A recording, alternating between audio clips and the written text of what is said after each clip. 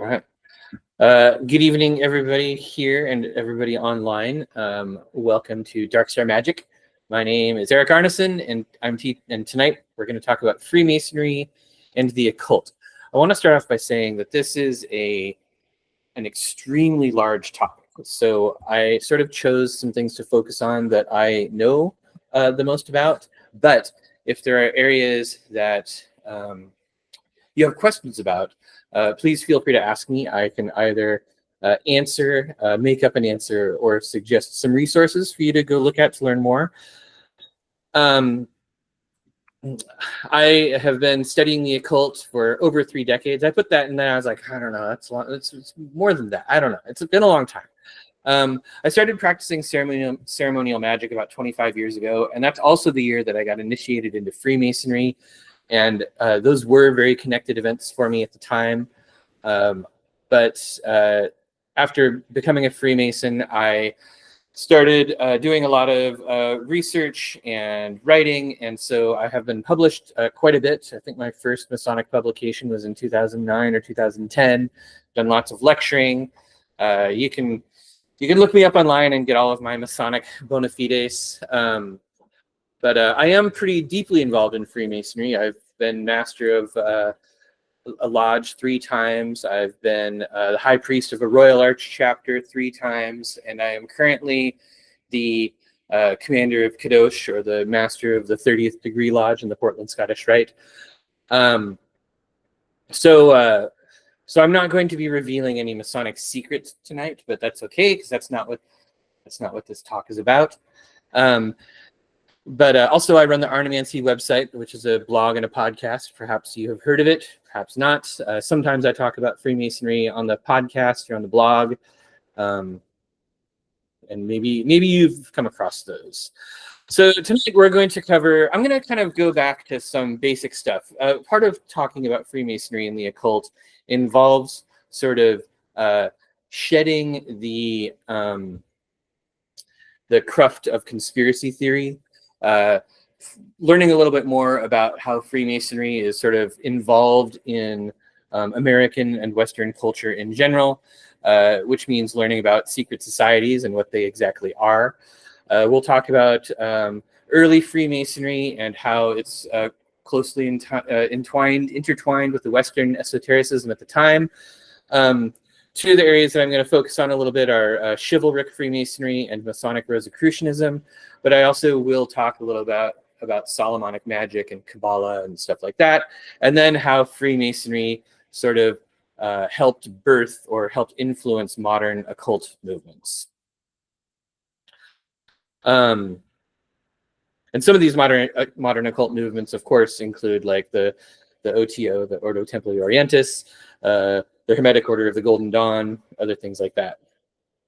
But I do want to emphasize that since this is such a big topic, and since we will be covering so many different things, I do encourage you to sort of consider this as sort of a jumping off point for your own research, because I won't be able to get into the weeds on a lot of these things. I will get you started, and I will be able to answer any questions.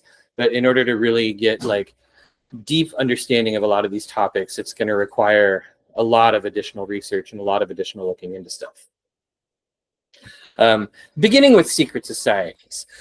So what is a secret society? The term today has a really sinister feel to it. People picture secret societies as like, shadowy groups of Illuminati, like controlling the world and in dark rooms with cloaks and weird stuff that you'll see in like TV shows and movies and stuff. But that's not the way that the term was used up until like the 1970s. A secret society is basically a fraternal or sororal or mixed gender order that is based around ritual, involves some sort of initiation ceremony from very simple to very complex, and has what they usually call secrets, which are like passwords or handshakes or insider knowledge that allows members of the society to identify each other. Up until the 1970s, when there was a move by the southern jurisdiction of the Scottish Rite to start funding and offering grants for historians. Secret societies have been mostly ignored by historians and other scholars, primarily because they had sort of fallen into like the realm of pseudo-history and pseudoscience and conspiracy theory. So they were kind of ignored. And the thing that's really odd about that is that secret societies used to be strongly interwoven into the culture of the United States.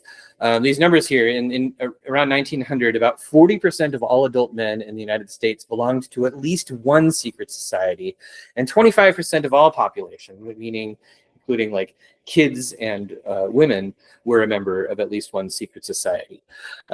Secret society buildings or fraternal halls were frequently like the center of community and community events in small towns, and even in big cities. You'll see frequently, like, in Portland, for instance, the Mark building, which is the northernmost building of the Portland Art Museum, was built by Masons and used to be a Masonic building and hosted like tons of cultural events through most of the 20th century, including like Grateful Dead shows. And I think maybe not the Grateful Dead. Who am I thinking of?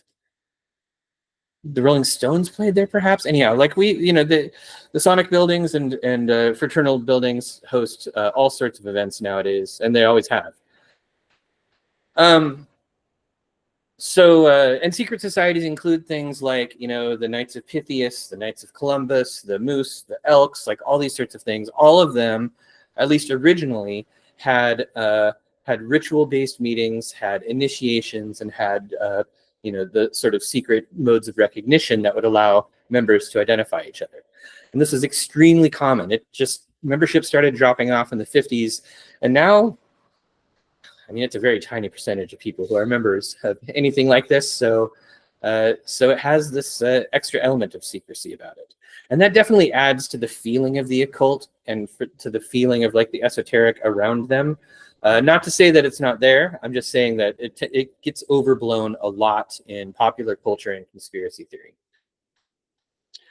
So what is Freemasonry? So Freemasonry is a secret society that teaches a system of ethics and morality using, I'm totally reading my slide, but that's totally what it is. It teaches ethics and morality using allegorical rituals and symbolism that are based on like tools used by medieval architects and builders. Through this, Freemasonry, of course, is sort of like pretty intertwined with sacred geometry, and sacred geometry is sort of central to Masonic teachings, even if Freemasonry never uses that particular term. Fraternal organizations tend to, the esoteric and symbolic aspect of it kind of fades into the background, and fraternal organizations end up being, in a way, kind of like social clubs. So they tend to serve multiple functions for members. And depending on the Freemason you meet, some of them will be way into esoteric and occult aspects of it. Some of them will treat it like a dinner club. Some of it will treat it like a service organization. So it serves a lot of different functions. One thing that a lot of people don't know about Freemasonry, including most Freemasons, is that Freemasonry is a very broad and diverse movement. There's many different organizations, even in Oregon, and Freemasonry, like depending on the organization you go to, it's not just men, it's not just old white dudes, it's not just people who believe in God, it's not just organizations that try to stay out of politics. Like Freemasonry takes many forms, although most of them tend to be very insular about what they recognize as Freemasonry, and will say, no, they're not Freemasons. They allow women, or they don't have a holy book on their altar, or they don't do this and this and this. But when you really break it down, you can tell if something is Freemasonry if it's based around that sort of like architectural sacred geometry, if it has organizations called lodges, if it has 3 degrees at least, where there are apprentices and fellow crafts and masters, and then if there are officers in that lodge called wardens. That's usually the duck that you're looking for when you want to see if something is Masonic. Don't tell the Grandmaster I said that. So when we get into this, like I'm going to use the words esoteric and occult a lot. I will try to not use them interchangeably, but sometimes I do. But in a Masonic context in particular, esoteric usually means the teachings that are intended for a select group of individuals. It's like the specialized or secret knowledge. So in Freemasonry, I'll talk about how this looks in Freemasonry itself, but a lot of these definitions come from the scholarship that's developed around Freemasonry since the 70s. And the definitions are also used to make the conservative elements in Freemasonry feel more comfortable with the stuff that research is turning up. Because there's actually some persecution in mainstream Freemasonry, where conservative leadership will sort of, punish Masons who talk about esoteric and occult things in the context of a lodge, in particular in areas like Texas or Utah or more religiously conservative areas. Now, occult is stuff that's similar to esoteric stuff, but it's usually sort of considered culturally taboo in some sense. A lot of the times, occult is used to refer to practices related to the supernatural or to mystical realms or things of that nature. So a lot of times I like to use occult for things that in some way are transgressive or things that that must remain hidden. So in Freemasonry, for instance, some esoteric parts would be that we try to keep our ritual secret or private. We have secret or private interpretations of symbols. The modes of recognition, which are like, the passwords and handshakes, the oaths and the obligations that Masons take during initiations and things like that are sort of the esoteric aspects. The occult aspects are things that Masons rarely talk about or even know about, such as the application of divine light. Freemasonry contains this doctrine of ascent, using the virtues that's actually in some of our publicly printed material. Using Masonry as mnemonic technology is something that could be considered an occult aspect of Freemasonry. Again, these are things that aren't technically secrets. There are books and tons of publicly available stuff about all of these. When we go back into history, Freemasonry has some really strange occult stuff that has mostly been completely forgotten or disregarded by modern Freemasonry. One of them is this mysterious thing called the Mason's faculty, which is never really fully explored or explained in any ritual I've seen. Another one in our first printed book ever, Anderson's Constitutions in 1723, it is said that Masons have a practice of conversing without speaking and knowing each other at a distance. I have no idea what that's about, but it's apparently one of the Masonic secrets that was taught in the 1700s.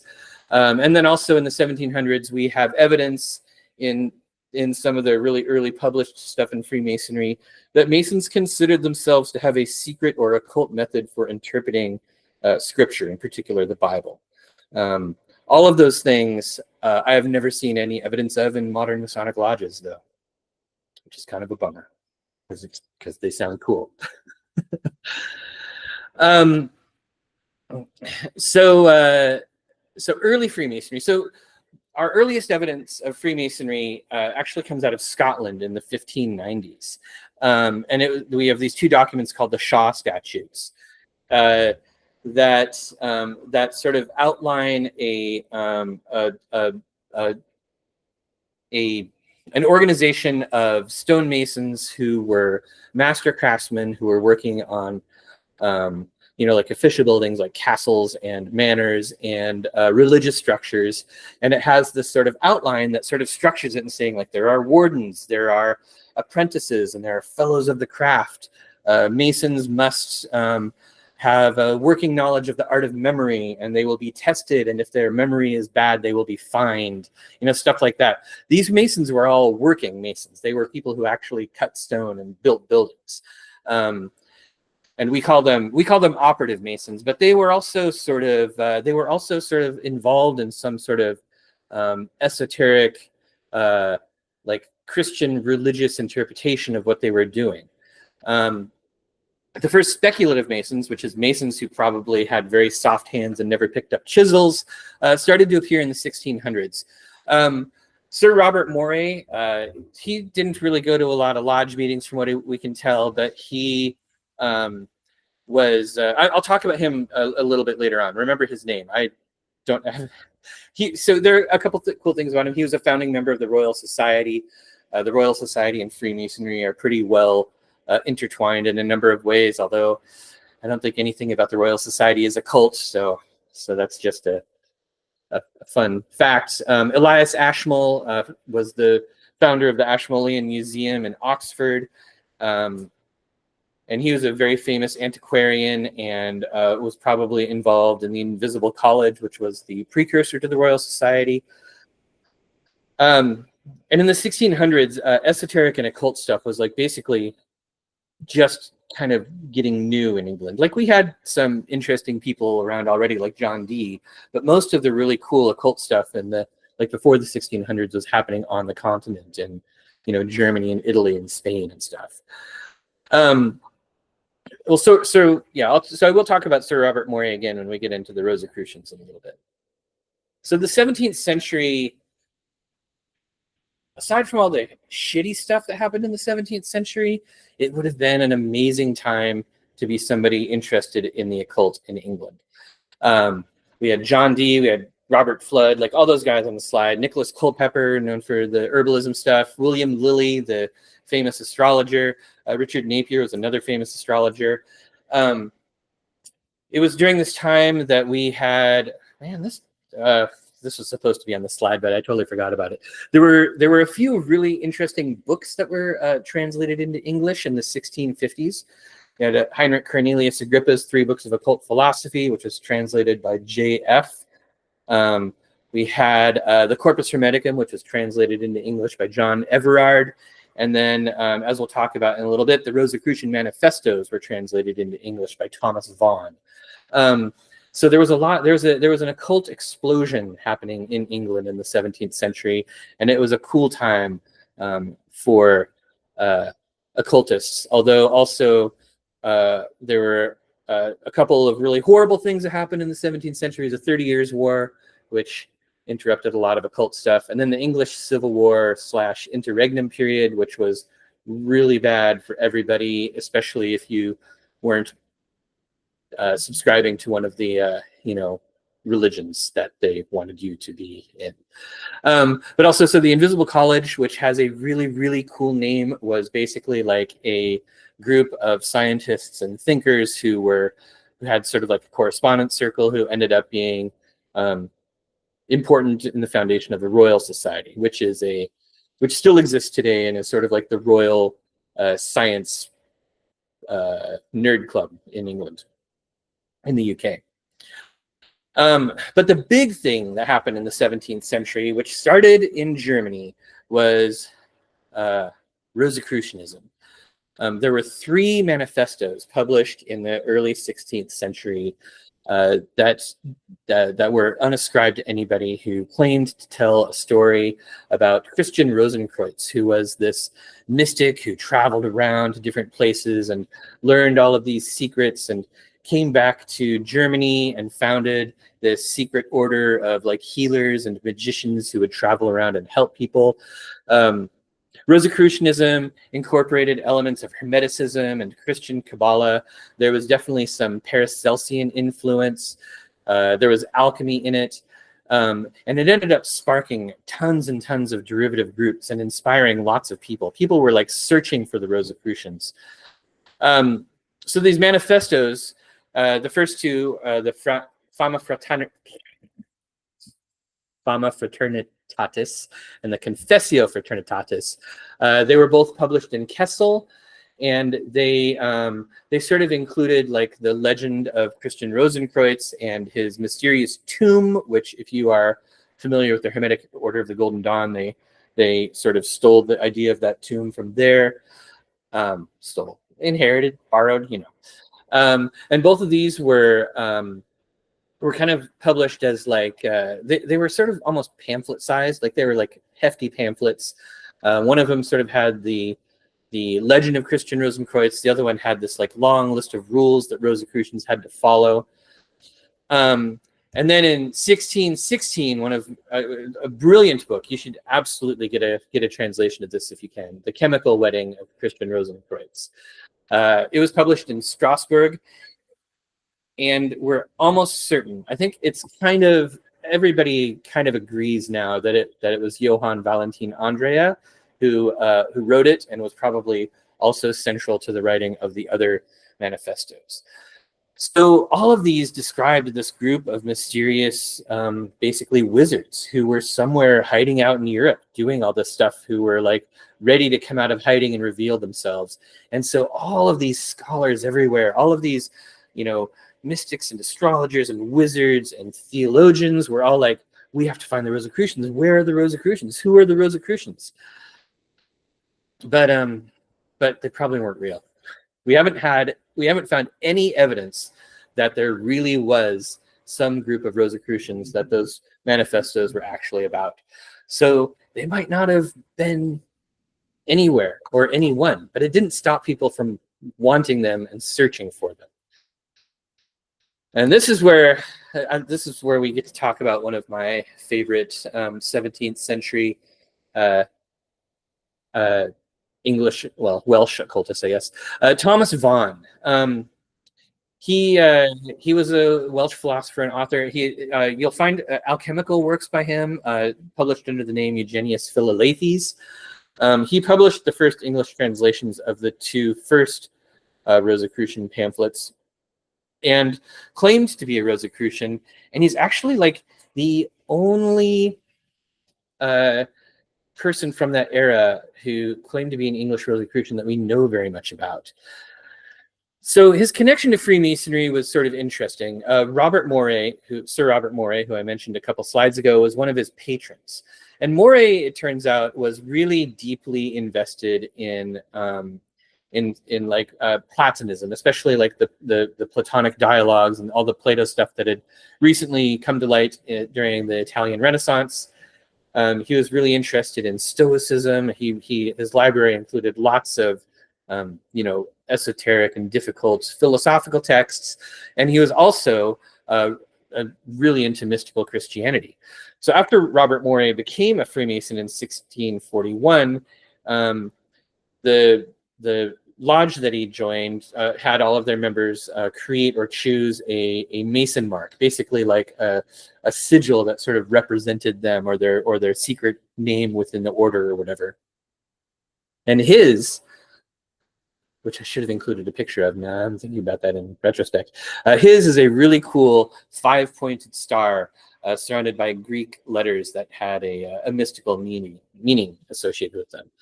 Now, in spite of all that, Robert Moray only attended 2 stated meetings.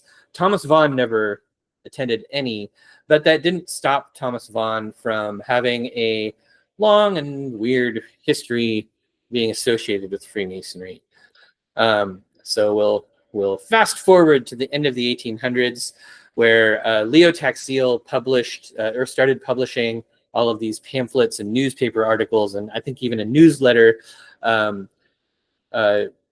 revealing that Freemasonry was intimately connected with Satanists, and that they were worshiping Baphomet, and that they had all of this crazy stuff going on. He tied in these pamphlets, said that everything started when Thomas Vaughan made like this deal with Satan, and like all this stuff happened, and his descendant Diana Vaughan was intended to be like I don't remember all the details of it, but Diana Vaughan was intended to be like the vessel for Asmodeus or something like that. Diana Vaughan never existed. Thomas Vaughan never made a deal with the devil that Leo Taxil talked about, and it turns out that everything was a hoax that he had whipped up in order to make fun of the Catholic Church, who bought into everything wholeheartedly. One of the biggest problems with the Taxiel hoax, of course, is that even after it was revealed that it was a hoax, even after Leo Taxiel admitted to it, it was too late. That conspiracy theory was out there. You will still find it today.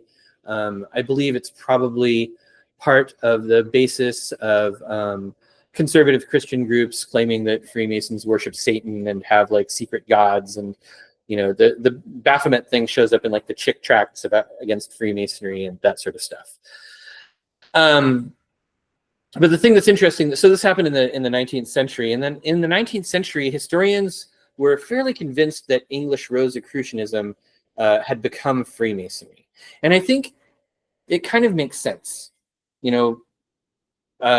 People who had means, basically men of leisure with too much money and too much time, went looking for something mystical and secret. Somehow they came across these Masonic lodges who kept secrets, had something mystical going on, and had like an initiatory system in order to bring people in. And they were like, oh, these must be the Rosicrucians. And so they joined. And it turns out that maybe Rosicrucianism didn't exist, but maybe early Masons kind of invented it when they were Masons. This is mostly speculation, but I like the theory, and I think some of the stuff kind of matches. Whatever happened, Masons embraced Rosicrucian symbolism and Rosicrucian ideas, and in some places more than others. But even today, we have plenty of Rosicrucian degrees and symbolism sort of sprinkled throughout Freemasonry in various places. Maybe the most prominent and largest is the 18th degree in the Scottish Rite, which is the Knight Rose Croix. It's a fairly important degree that the Scottish Rite focuses a lot of effort on, a lot of attention on. Another one of my favorites. This is one I wish that I had more information about these guys, but most of the stuff available on it is in German, and I have not spent enough time researching it. In the 18th century, Freemasonry in Germany became this like battleground of different Masonic rites that claimed to be like occult orders, and you'll have heard of some of them.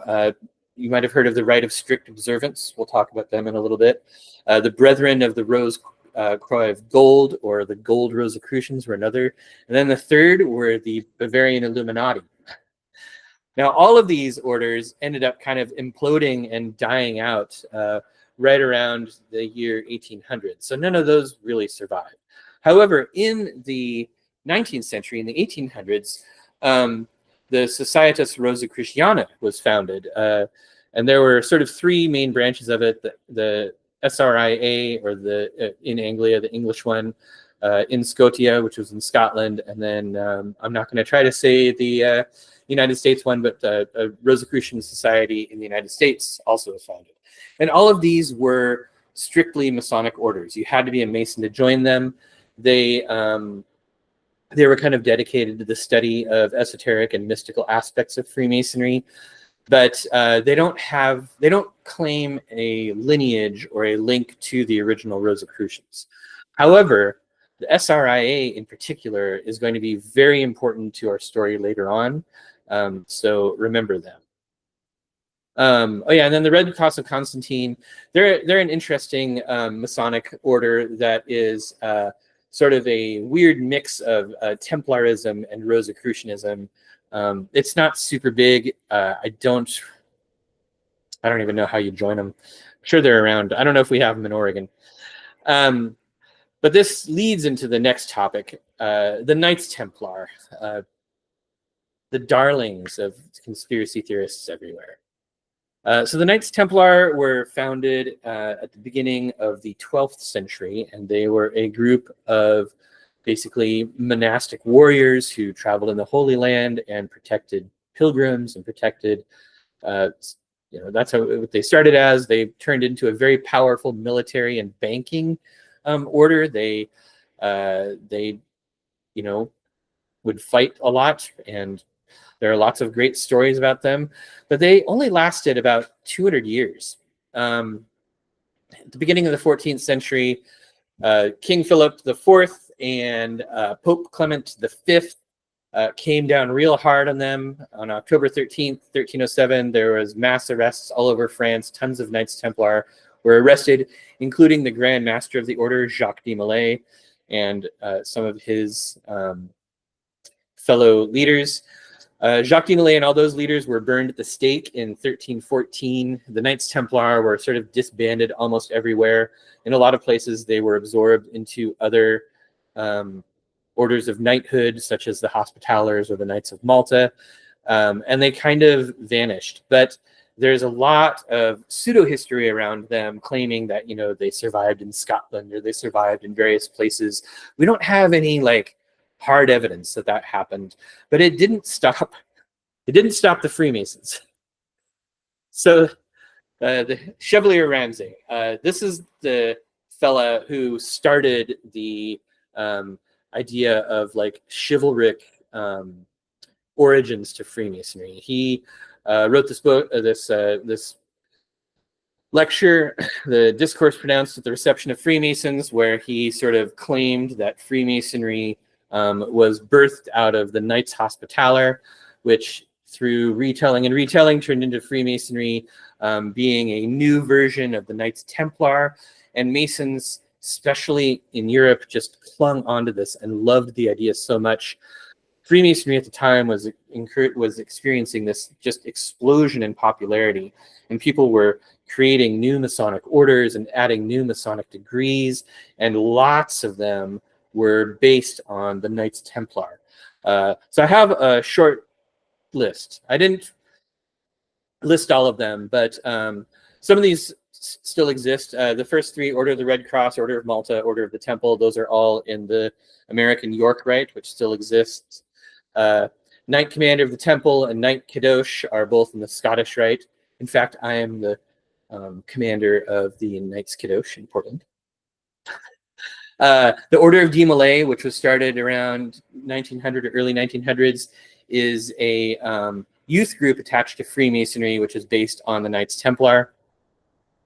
We go on with the Red Cross of Constantine, which I mentioned earlier, the Royal Order of Scotland, which has some Templar stuff in it, the Knight of Constantinople, Knight of St. John the Evangelist, and then, of course, the Rite of Strict Observance, which was one of the orders in Germany who claimed to be the descendants of the Templars and possibly invented the idea of secret chiefs.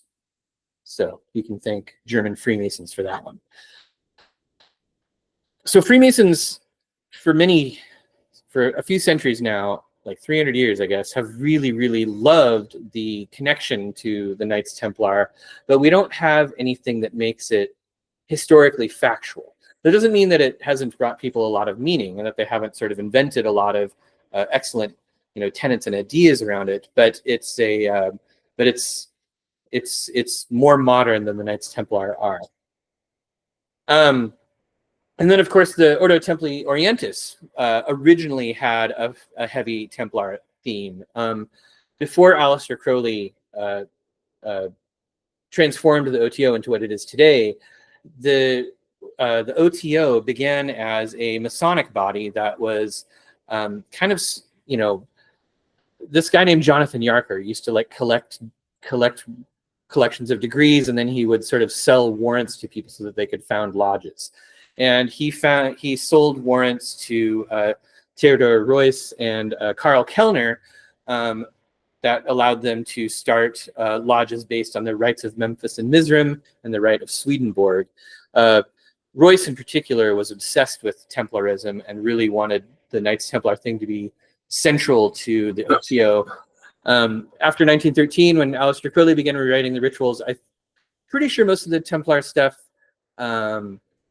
either changed form or kind of faded a little bit. But I think there's still some Templar stuff in the OTO today. All right, so the next topic I want to talk about is King Solomon. I love this one. This is a research topic that I'm still working on. I haven't really figured out, I haven't found anything super awesome that connects King Solomon to Freemasonry in like an occult sort of sense. But Solomon is all over the Western esoteric tradition. We all know of the Key of Solomon, the Lesser Key, the Lemegeton, you know, that one. So Solomon is involved in like angelic magic and demonic magic and folk magic, and we've got like Solomonic magic going back, you know, thousands of years. A lot of Freemasonry centers around the Temple of Solomon as sort of this central symbol, and as such, Solomon shows up in ritual and is an important character in Masonic legends and in Masonic rituals. And you know, Solomon teaches lessons all the time. Like he's a very, very important character. But it's hard to see if it's hard to find an occult connection between Solomon and Freemasonry. You don't see any of the sort of like magic circles or sigils or similar symbols in Freemasonry that you do in Solomonic magic. So that kind of, it's kind of a bummer, but you know, but you do have this sort of element in Freemasonry where certain people in the lodge take on the character of King Solomon, and maybe there's some connection there that I don't totally understand yet. This is one that we can talk about for a long time. Kabbalah. So if you'll go back, if you remember back in the beginning, like Freemasonry is pretty old, and in the 1590s there wasn't a Hermetic Kabbalah or even a Christian Kabbalah that looks like what most of us expect from Kabbalah today. So when you want to look for influences in Kabbalah in early Freemasonry, you have to have a really good idea of what Kabbalah would have looked like then. So we had Christian Kabbalists who were around. All of them were on the continent and not in England, and definitely not in Scotland.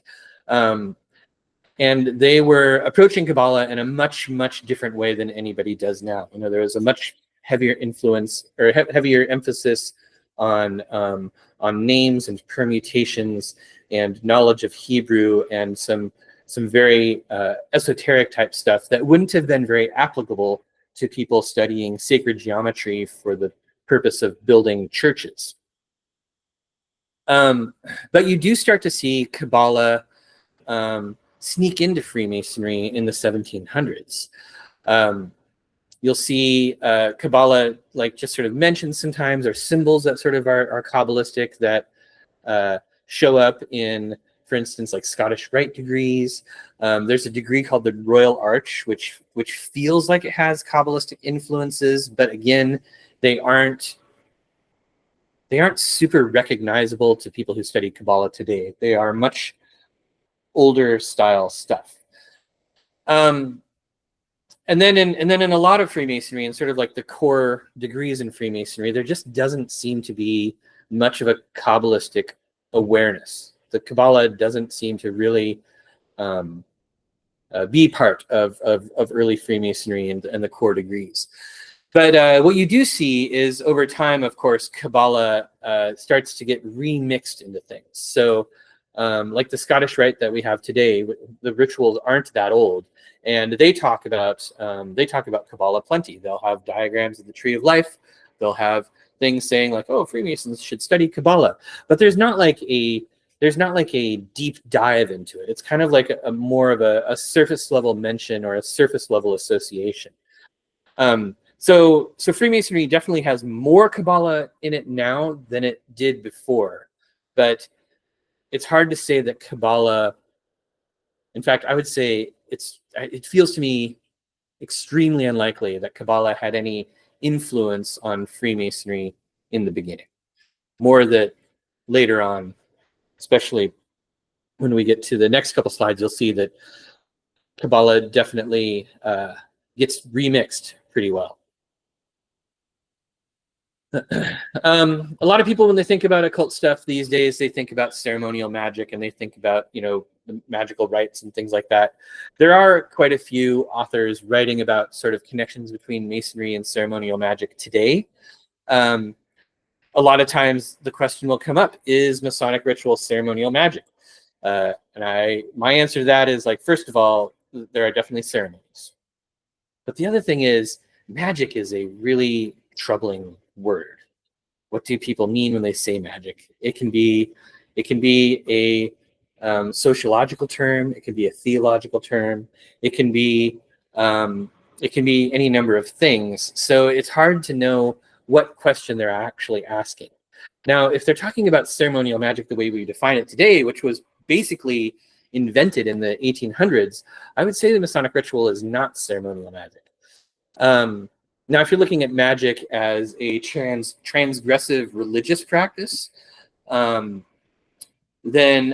I think that it would be almost offensive to Masons to call their ceremonies magic, because I don't think Masons like to view themselves as transgressive or religious. So I would say that the answer to that question is probably a no, followed by a what do you mean by magic sort of thing. But it is true that modern ceremonial magic and the practices of modern ceremonial magic are heavily influenced by Masonic ritual, primarily through people. Well, Aleister Crowley was a Mason. All of the founders of the Golden Dawn were Masons. We'll talk about them right now, because they had the Hermetic Order of the Golden Dawn has basically like a Masonic daddy. So the Golden Dawn was founded in 1888 by William Wynne Westcott, Samuel Liddell McGregor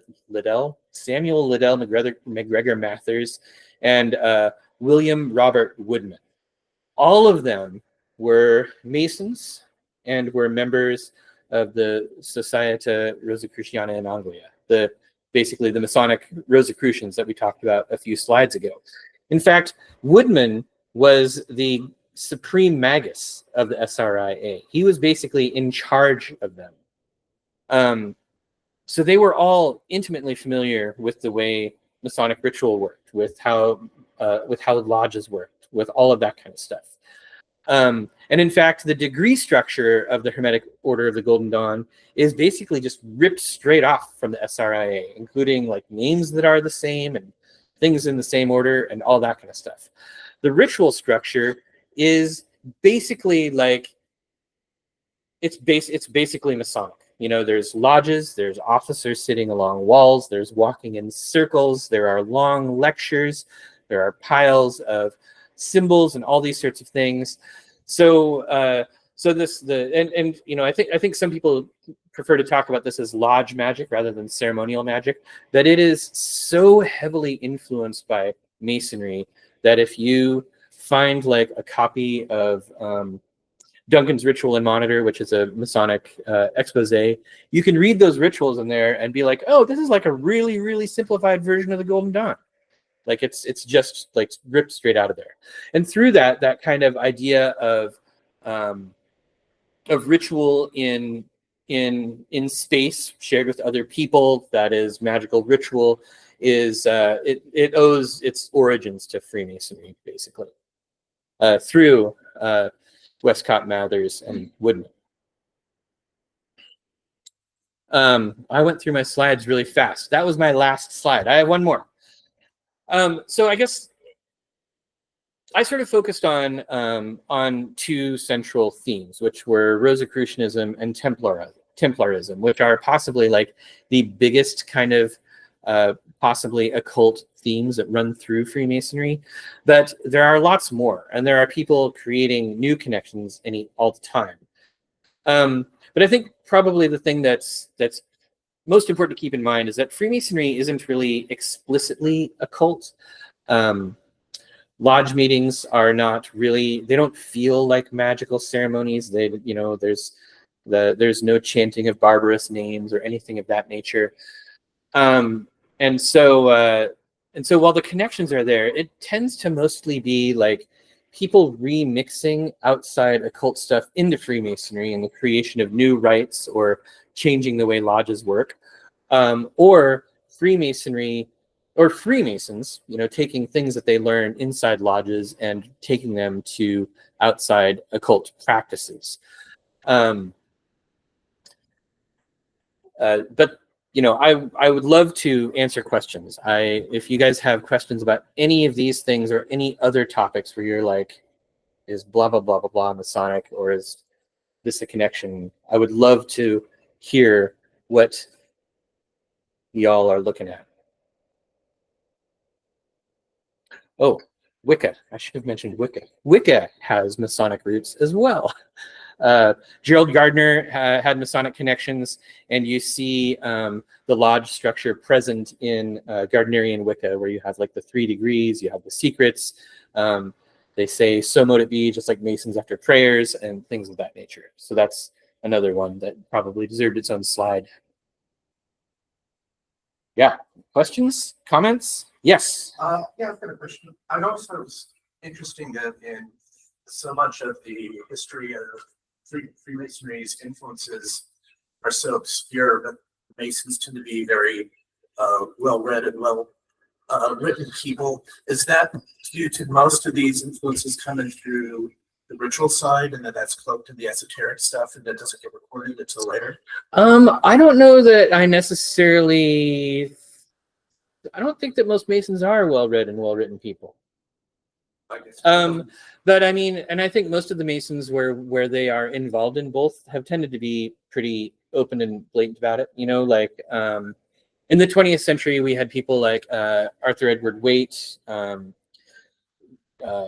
Case, who was the, like people who founded Boda and stuff like that. Like they all definitely had Masonic ties and Masonic influence.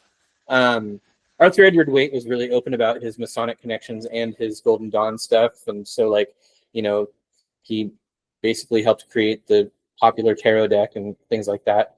I'm not sure that it. Can you give me an example? Oh, I think the well-written part is probably my outsider perspective. I'm just finding the books. Oh yeah. So, well, I mean, like I said, there are a lot of Masons. There were a lot of Masons. So there were a lot of writers who were Masons. Yeah, for sure. So there are no so I guess my question would be, if if they have supernatural claims of there's a supernatural element of it. I don't even how can one both be non-theistic or atheistic while also granting supernatural? So does it require basically a belief in the supernatural at all? No, I don't think Freemasonry makes any claims to supernatural stuff.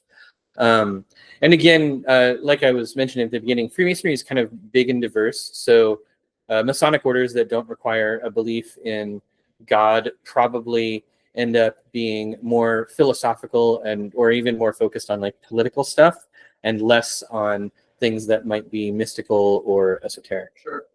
So was it always so, or was it earlier in Masonic history? Was there a standard? I guess Mormonism used to have very strict requirements on who would be allowed to be a Mormon or not. Mm-hmm. And then as time progressed and those strictures became more societally painful to bear, mm-hmm. they've reformed them out of the way. So previous restrictions on Black people becoming Mormons, for instance. Mm-hmm. That used to just be explicitly not a thing that was allowed, and then eventually they're oh well, we had a revelation. It's cool now, actually. Yeah. So I guess I'm wondering, was there a similar sort of reform of Masons from an earlier form where there was a sort of religious requirement that underlaid it? Well, I suppose I probably should have made this more explicit early on. There's no worldwide boss of Freemasonry. Every Grand Lodge, every connection of lodges, or sometimes every lodge is sort of its own entity and does it its own way. So there are places where Freemasonry still remains fairly restrictive. For instance, in most of the Scandinavian countries, you have to be Christian to become a Freemason. There was a big deal when Freemasonry, when the Grand Lodge of England started allowing Hindi people to join. They're oh my God, they've got multiple gods. So it's a little more complex than that, I'd say. Yeah. Yes. The last thing you said just kind of answered one of the many questions popping up here. Ooh, questions. Are Masons allowed to be polytheists or can only single being? I would say for some Masons, yes, and that's others no. Yeah, I mean, in the Grand Lodge that like we're all a part of, you can be a polytheist for sure. But again, it's going to change depending on where you are, what lodge you're joining. They're going to have different rules. I don't know if you can see other questions on that. Okay, let's see. So, why did you want to become a Mason before you were an occultist? I didn't. I was an occultist first. I became a Mason because I was living in a place where I wanted an initiation experience, and there was no way to get an initiation experience elsewhere. And then next question, is Hiram Abiff meant to be a Christ allegory? Not that I have, no, I don't think so. That doesn't feel right to me. And then while the original claims of satanic Freemasonry were lies, do any modern satanic groups like the church, for example, have Masonic roots or imitations? I'm not aware of any specific Masonic roots in any modern satanic organizations, but if you find a satanic organization that has a lodge-like structure, then I guarantee they were influenced by Freemasonry. But I don't know of any Masons who started satanic churches, nor do I know very many Masons who are Satanists. I'm sure there are some out there. But... Oh. Yes. Do you have any speculation on why secret societies started to decline in the 1950s? Like, what culturally was happening? Well, television in 1947 meant that you could be entertained at home. That was probably a really big one.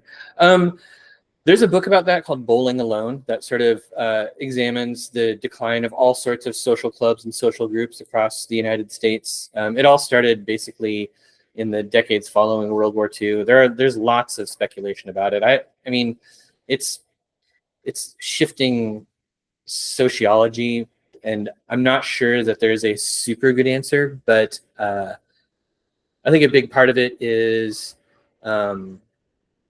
people have less leisure time, more entertainment at home.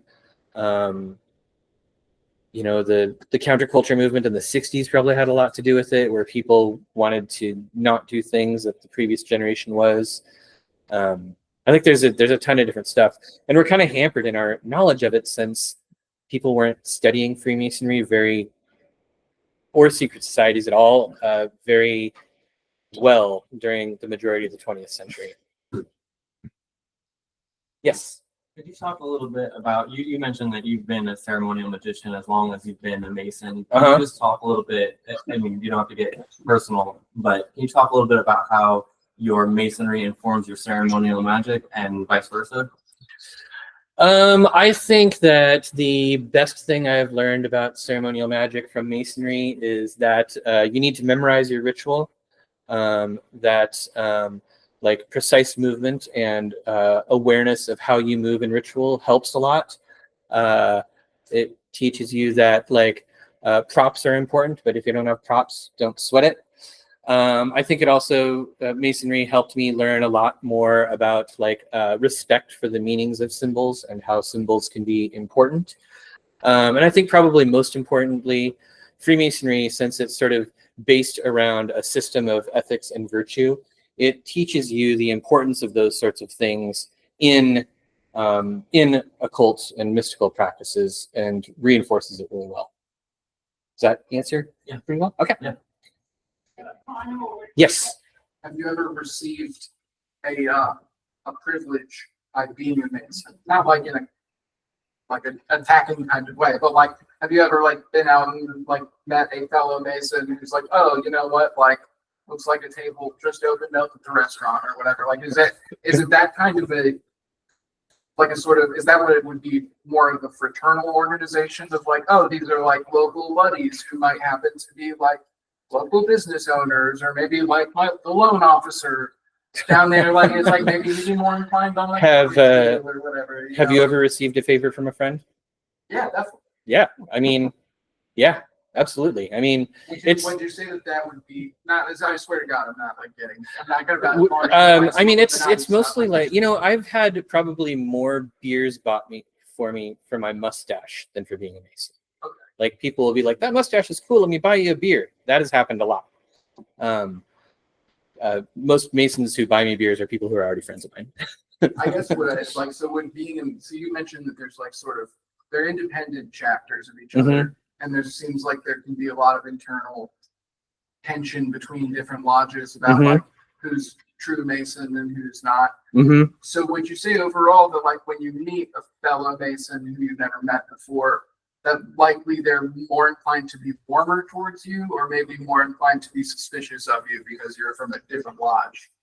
I think that there's an element of Freemasonry that promotes a sort of universal friendship. And in fact, it's one of the things we try to teach. You know, one of the core tenets of Freemasonry is charity, which is universal love. But I think that if you are a Christian, you will get the same benefit from meeting a Christian. Sure. Yeah. Yes. I just wanted to comment on that. Not being a Mason, but being a member of what you have. I know that if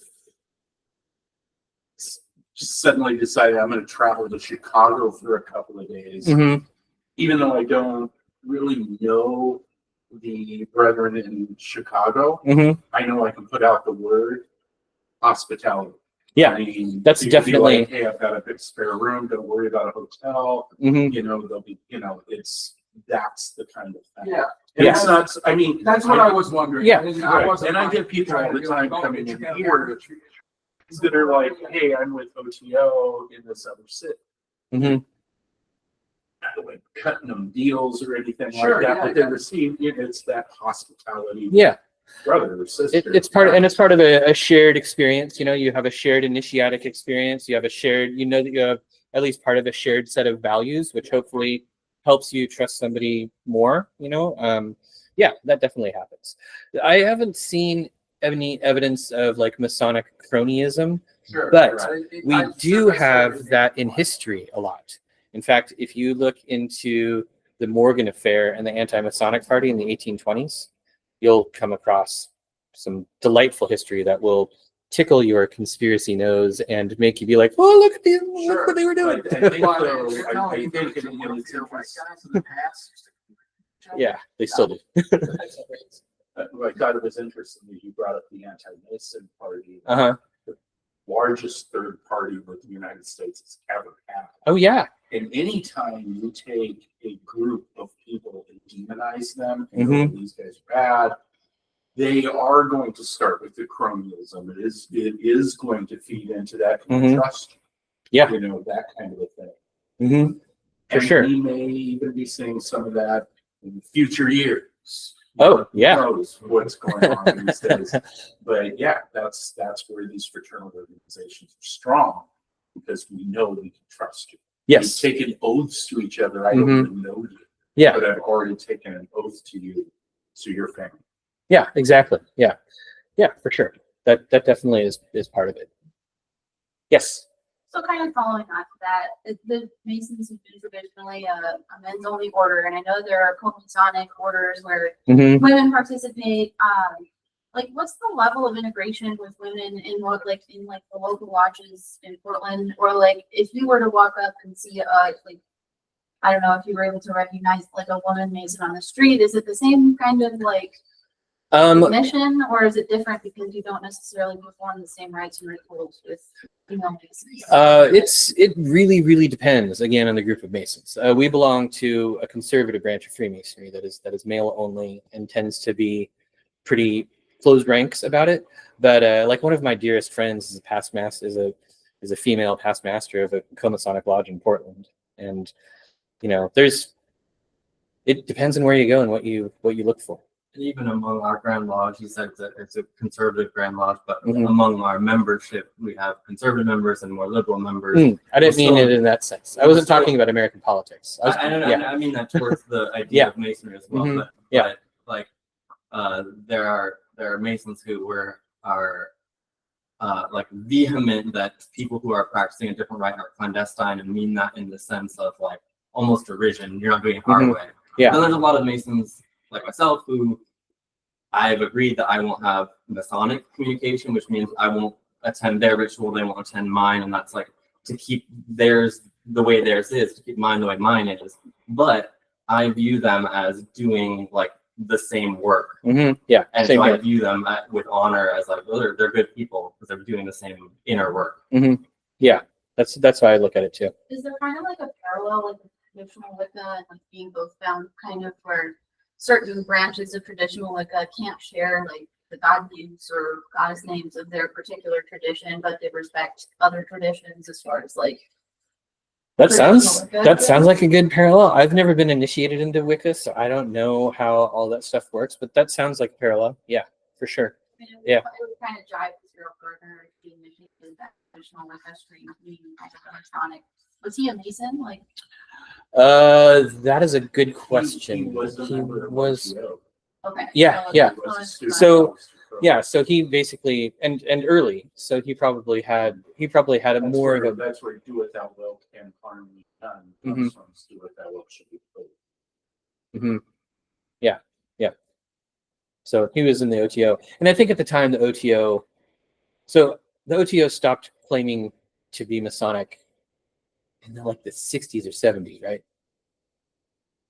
So I can't answer that. Yeah. But we've not considered ourselves to be anything Masonic for a long time, quite some Yeah. time, and I would think it would probably be in Crowley's life. yeah, I suspect Because so. I've seen what Crowley did with Masonic rituals. and It's a whole lot of fuss. Yeah. How does Masonry influence college frats and sororities? Actually, there is influence. Yes, in fact, most of the early college fraternities were founded by Masons, and But not in the current status. there is one Masonic college fraternity that I know of, but they've changed a lot. Like, I mean, it's an initiatory thing. They have lodge meetings. They have sort of very similar structure that was influenced by Freemasonry, but it's not really the same thing. I mean, I've had the opportunity to see several different sororities and fraternities Mhm. initiation rituals. Yeah, they're hazing and way different. It's zero. Yeah. Zero common ground with Mhm. what we in Freemasonry, OTO, any of the groups fraternities. Mhm. It's- Yeah, so they've departed a ton, but Yeah. but they started more Masonic looking. Yeah. Does Masonry engage with Hermeticism?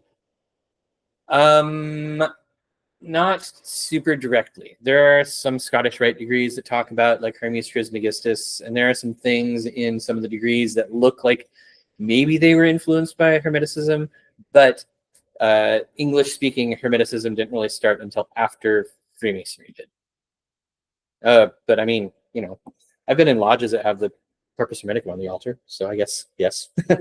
Similar question is, how does Freemasonry typically view explicitly occult Masonic-like orders such as the OTO? I don't think Freemasonry thinks about the OTO very much. And it's, I mean, like we've got an SRICF chapter in Washington, and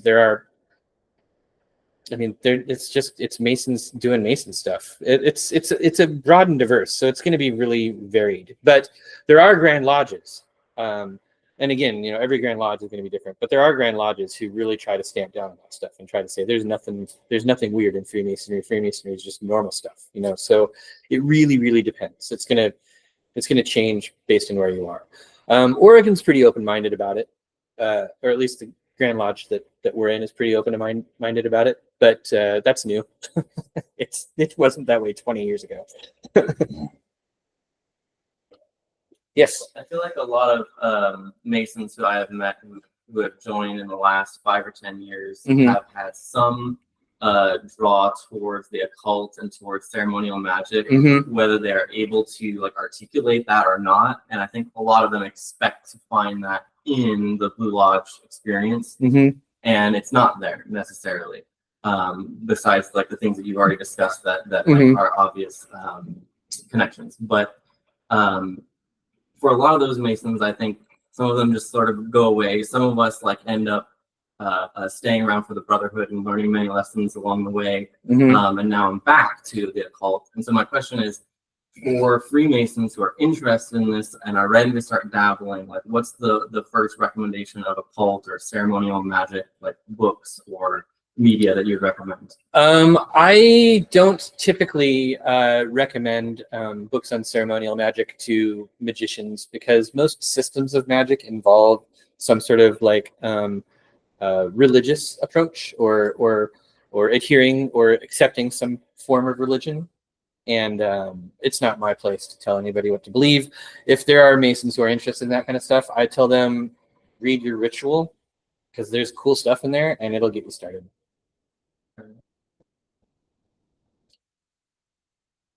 Yeah. Any other questions or any comments? I have one. It's just as kind of like a hypothetical. Okay. So with Rosicrucianism operating outside of Masonry and also inside Masonry at the same time, if the two of those gain in a lot of popularity, how do you see that relationship corresponding in the future? So do you see that as like kind of like a clandestine? No, I mean, you know, like I don't think that there was a real Rosicrucianism. Every group that calls itself Rosicrucian now was invented by people who are emulating something that didn't really exist. Right. I'm sure that some of them, even outside of like the Golden Dawn and the Rosicrucian orders, were founded by Masons, but I don't know that their structure is going to be anything similar to Freemasonry. Things like Amorc are far more like New Age or New Thought than they are 16th, 17th century Protestant mysticism. Like, but then you also have like the FRC and some like really hardcore Rosicrucian groups that are religious orders, where that's like they're like, we are Christian mystics. So I don't see them ever really wanting to engage with Freemasonry in any meaningful way. Even the Masonic Rosicrucian stuff that you come across, almost all of it has ripped out all of the Protestant mysticism stuff, you know. So, could you repeat the point on college fraternities? What I was saying is that in the beginning, when college fraternities first started, a lot of them were founded by Masons, and they had structure that was more Masonic or looked more like a lodge. But today, there's like I think there's one Masonic college fraternity. I have no idea what its rituals are like or anything like that. But yeah, aside from that, it doesn't really have any influence on college fraternities and sororities now.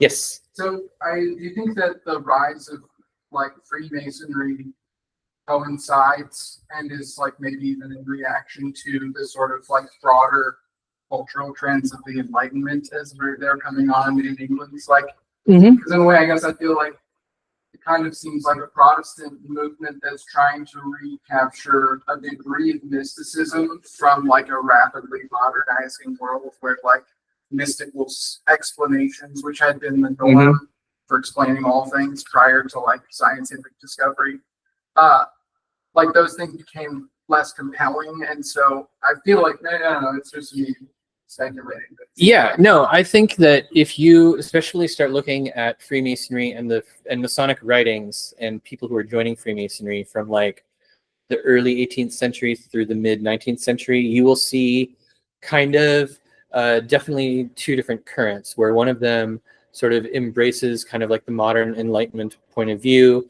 and the other is almost like a counter-Enlightenment kind of movement that is maybe rooted in some older stuff than like the Romantic movement, for instance. But I do think that there are elements of Freemasonry that are counter-Enlightenment. However, a lot of people who are just sort of looking at it on the surface, you'll see a lot of people claiming that that Freemasonry is basically like modern Freemasonry in particular is a child of the Enlightenment. Yeah. I'm not sure I really buy that. I think it's a little bit more nuanced and complicated than that. Do you think that like broadly Masons would consider Masonry as an institution, a counter-enlightenment institution? Nope. Or they would mostly go. I think usually they argue with me if I say that. Okay. All right, so let's see. Another question: are Theosophy or Twin Peaks inspired by Masonry? Theosophy wasn't inspired by Masonry, but after Theosophy got more established, they did found there was a Masonic Grand Lodge that's Theosophical. I think it's still around. I think actually. Oh, it's confusing, but yes, later on, Theosophy developed its own branch of Freemasonry, and Twin Peaks definitely has some Masonic influence in it. These are a lot of questions. Okay, how does Masonry teach morality and virtue? Through allegory and symbol that are tied to architectural buildings out of the Middle Ages. How did Masonic values influence the USA's founding? I mean, Masonic values are pretty much the same as like Platonic virtue and Stoicism and, the kind of Masonic or the kind of virtues that influenced all of Western society. So that's how. Masonry wasn't that much different than the world that it came from. When it came to that. True though that and I've seen a whole thing on this about Washington D.C. as a planned city when they first put it together that is laid out to Masonic kind of symbols. That's and interesting. something No that, churches. well, there shouldn't have been, right? Because There were no churches. Mhm. Yeah, just the way the streets were laid out. I think that the street layout thing, I've seen that one before. I'm not convinced. I feel like the angles would have been precise if Masons were doing it for Masonic reasons, and it's not. It's skewed off. There's no, like the thing that looks like a square and compass doesn't have right angles in it, and that Masons wouldn't really go for that. And then I've also seen ones that are like, oh no, it's satanic. There's a pentagram there. I guess you can just trace a lot of shapes in streets. But I mean, there were a lot of Masons around because there were so many people were Masons at the time. I am not convinced that Washington D.C. was laid out as a Masonic city. No. Have you read From Hell? The comic. Yes, and I've seen the movie. I was gonna say it seems like you could say that that book makes the same claim about like London, where it's like, oh well, if you go from this church to this church, that's kind of a V. And what's a Masonic symbol? 2 V's. Yeah, you got to take Alan Moore's view on Freemasonry with as large a grain of salt as you can find. He hates Freemasons. No, I was making the point that like Washington. Yeah. Like, oh yeah, if you look at the streets, they're all Masonically pointing, but it's like, but then Alan Moore could also be like, yeah, if you look at the streets of London, it's all Masonic. It's like I feel like if you looked anywhere for long enough, you could be like, dang, look at these Masonic symbols in these cross streets. I mean, if you want a conspiracy theory about Portland, a lot of the street names in Portland that are named after people, those people were Freemasons. Yeah, any more questions from anybody? All right. Oh, wait, I think I have one more slide. It's just the one that says, thank you. Thanks. That was a good discussion. Thanks for the good questions. Feel free to contact me with other questions and I'll answer what I can. And then thanks for hosting Dark Star Magick. Thanks, You're Steve. welcome. Go to darkstarmagic.com and buy some books.